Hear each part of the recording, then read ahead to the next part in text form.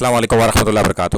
آج ہم بات کریں گے کہ دین اسلام کا جو مرکز ہے وہ دو چیزوں کے اوپر ہے، یعنی کہ بنیاد وہ ہے ایک قرآن، دوسرا سنت جو صحیح سند کے ساتھ حدیث موجود ہے۔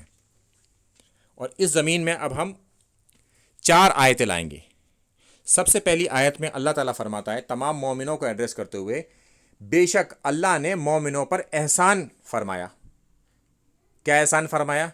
کہ انہی میں سے رسول کو مبعوث فرمایا، یعنی کہ ان میں سے ہی رسول کو مبعوث فرما دیا، یعنی کہ وہ بھی انسان ہے مگر ایک بات یاد رہے، کمالات میں وہ بڑھے ہوئے ہیں سب سے، چونکہ ان کے ساتھ معجزات جڑے ہوئے ہیں۔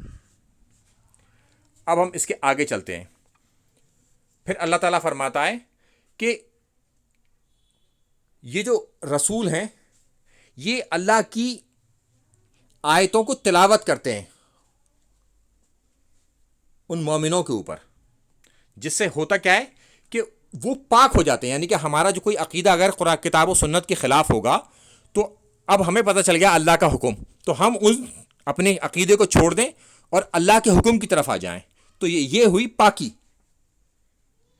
پھر اللہ تعالیٰ فرماتا ہے انہیں کتاب یعنی کہ قرآن اور حکمت کا علم سکھاتے ہیں۔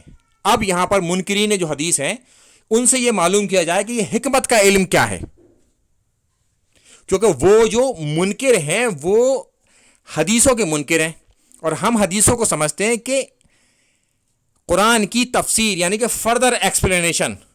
تو اب منکرین حدیث اب یہ بتائیں کہ یہ کون سا علم ہے جس کی اللہ تعالیٰ بات کرتا ہے؟ حکمت۔ ایک تو کتاب اللہ ہو گئی، اور یعنی کہ ساتھ میں جوڑا ہے ایک لفظ لگا کے، اور حکمت کا علم سکھاتے ہیں۔ تو اگر منکرین حدیث آپ سے بات کریں تو یہاں پر بھی آپ یہ آیت پیش کر سکتے ہیں۔ پھر اللہ تعالیٰ فرماتا ہے یقیناً وہ لوگ اس رسول صلی اللہ علیہ وسلم کے آنے سے پہلے کھلی گمراہی میں تھے، یعنی کہ اس سے پہلے جو لوگ تھے وہ کھلی گمراہی میں تھے، انہیں کچھ پتہ نہیں تھا کہ وہ کہاں چل رہے ہیں، اور اب یہ دلیل آ گئی، اب اس پر چلنا ہے سب کو۔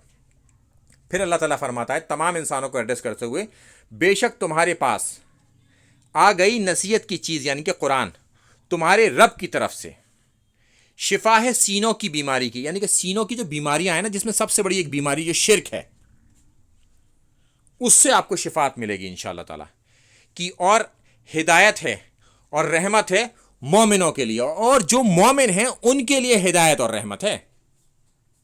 پھر اللہ تعالیٰ فرماتا ہے کہ رمضان کے مہینے میں یہ قرآن اللہ تعالیٰ نے نازل کیا ہے